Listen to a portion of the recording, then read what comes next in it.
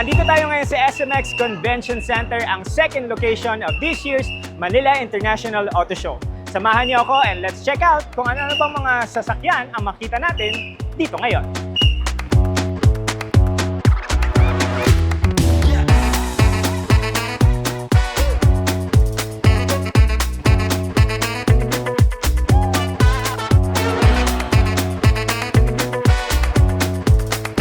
For a hassle-free experience attending this year's auto show, we decided to book an accommodation nearby.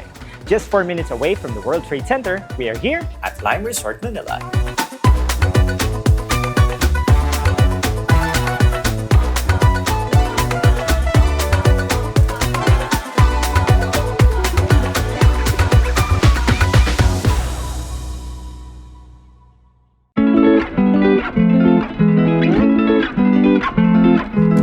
Okay, so we are here at the 7th floor ng Lime Hotel and I'm gonna give you a room tour sa aking room here at 722. So this is a deluxe twin bed.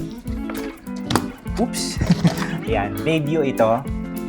So welcome to my room.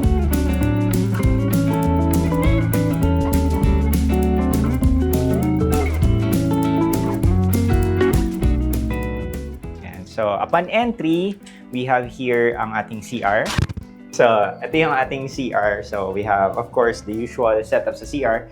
And meron din tayong shower dito sa kabila. And on the side, we have here ang ating open cabinet. We have here a safe that you can use. Then, they also have free slippers that you can use at your room. Of course, complimentary water and coffee dito sa ating area, and they got a fridge as well. This is a huge mirror, and of course we got a TV set. I think this is a 40-inch TV, and syempre this is a twin deluxe, so we have two twin size bed in here, so pwede ka magdala ng friends if you want. And we have, of course, a tablet that you can use for information as well. Ayan. So, ang room na to, this is costing around 7,000 pesos if you're gonna book it via booking. And that's including breakfast for two already. And on this side, meron tayo ditong parang pinaka-office table natin. And I really love the chair. So, para siyang, ano ba tawag dyan? Grenade yung upuan nila here. We have a nice view of the bay. So, ang Manila Bay na under construction right now. So, tinatambakan yung Manila Bay. Yeah. So, ito ang ating view on this side.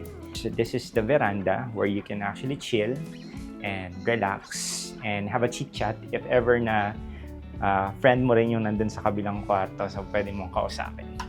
Yeah. So, this is actually my room. And next time naman, we're gonna go around the hotel. I'm gonna give you a preview kung ano yung mga amenities that you can actually try if you book an accommodation here at Lime Resort Manila. Ito yung kanilang parang panel here na tablet. So you can actually control yung lighting system dito sa kwarto, or if you wanted to remote the channel, makikita rin. Close curtain. Close. Try natin buksan ng curtain. Love it. So, they also got here movies that you can actually watch. Let's see. Feeling ko maganda yung contractor. Let's play.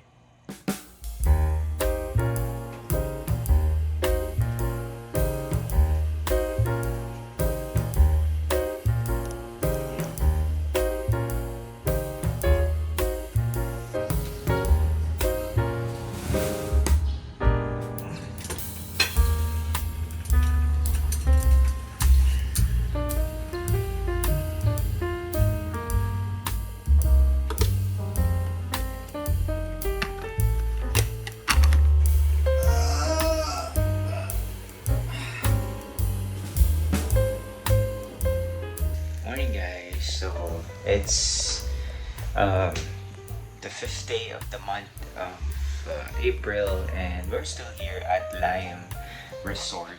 And It's 8:30 in the morning. I haven't really got enough sleep, but hindi na ako makatulog eh. So, excited for breakfast. I'm just waiting dun sa mga kasama natin to wake up, and then we'll go straight sa breakfast area. After breakfast, I'm gonna tour you around the area and para rin malaman nyo what's here or what are the available other amenities that you can actually try here at Lime Resort Manila.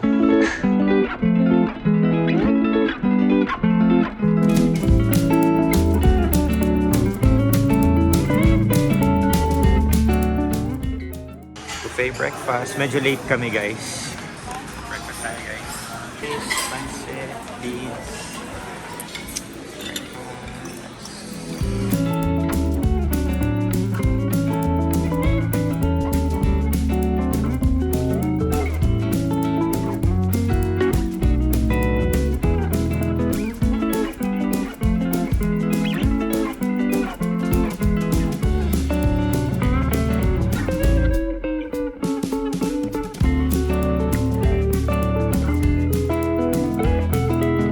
Here at the lower level ng, or ground level ng Lime Resort Manila, they have here a coffee shop called That Cup Coffee. Tapos, paglabas mo doon, access na yan ng seascape. So, may maraming mga restaurant joints ka na. So, etong area na to, yan yung seascape. Puro mga restaurants ito. Tapos, this is the Lime Resort Manila.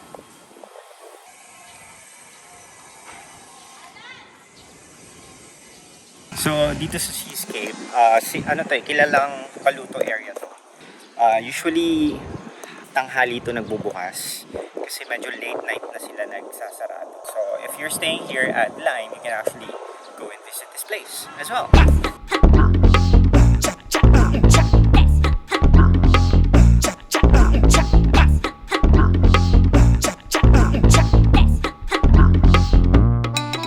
We are heading at the fitness center.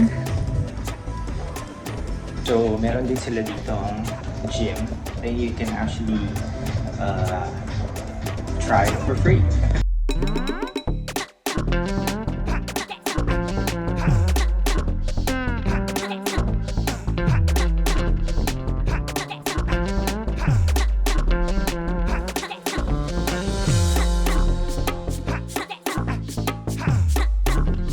Tayo sa penthouse area ng Lime Hotel. So they got an infinity pool here at my back. So this is actually 4 feet lang yung lalim. And actually ang ganda sa amin niya. Especially back in the days na ocean view. Kasi diba infinity pool tapos dagat yung doon. But unfortunately dahil tinatambakan na nga yung area dito ng Manila Bay for expansion. Sabi kong seascape. So, ayan yung katabi nitong Lime. And that's Sofitel. So, meron silang door access dito sa area na to.